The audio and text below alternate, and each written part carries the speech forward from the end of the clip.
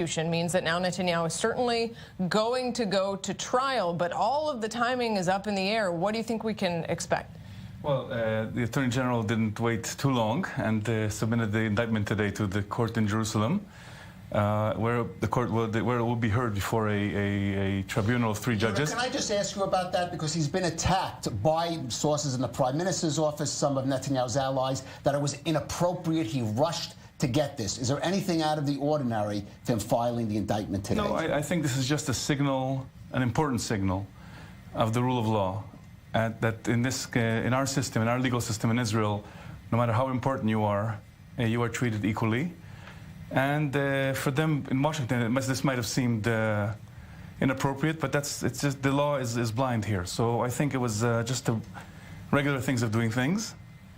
What will happen now is that it will take at least 2 months or a month and a half of 2 months of disclosure issues. We already know that the attorneys of the Prime Minister have not received all the material, and some of it is secret. So this will take about a year, month and a half, or 2 months, and then the court will resume and will start. And then it will be a very interesting question to see what will happen, because we've never had a situation where an acting Prime Minister is actually in court. It seems to anybody I've spoken to in the legal world, it seems totally impossible to do.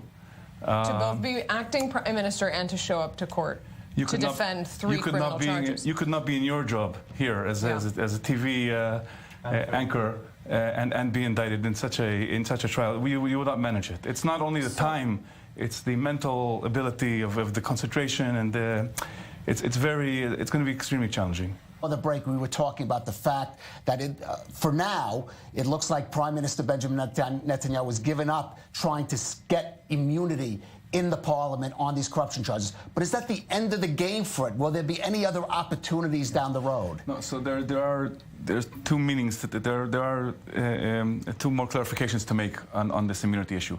The first one is that what he gave up is procedural immunity. He did not give up his substantial immunity. His substantial immunity stands, and anything he did, even if it was a crime, in the due course of being a member of parliament or prime minister, and in order to further his actions as a member of parliament, he has substantial immunity. This he will be able to argue before the court.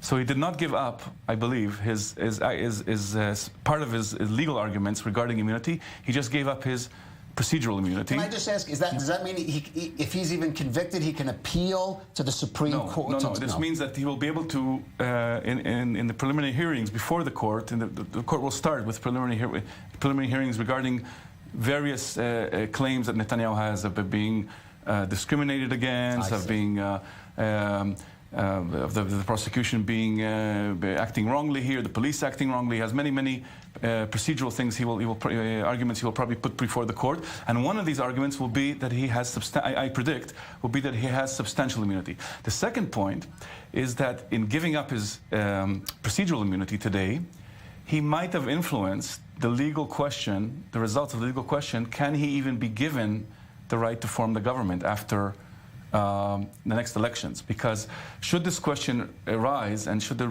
president contemplate this, and this might even go to the court again, we've spoken about this in previous programs, it still is not clear if someone who's already been indicted, and that just happened a few hours ago, can be considered legally fit to be given the actual task of forming a government. And that is something already that we've seen thrown around like a political football. Nobody really wanted to touch that question. Of course, but it remains a legal question, and no doubt in Israel any legal question will make its way to the Supreme Court, and will have to be decided. Just a very quick bottom line, do you think we're going to see the start of this trial before the March 2nd election? No, there's no chance. There's as I said, there's the disclosure issues, material still has to be passed to the defense attorneys. They'll need a month and a half or 2 months to study it. But shortly after the elections, at least the preliminary hearings will probably start. The court will want to show that somebody will be working on forming a government. Yes. All right, that should be interesting. Yehuda Shaffer, pleasure to have you here with us. All that.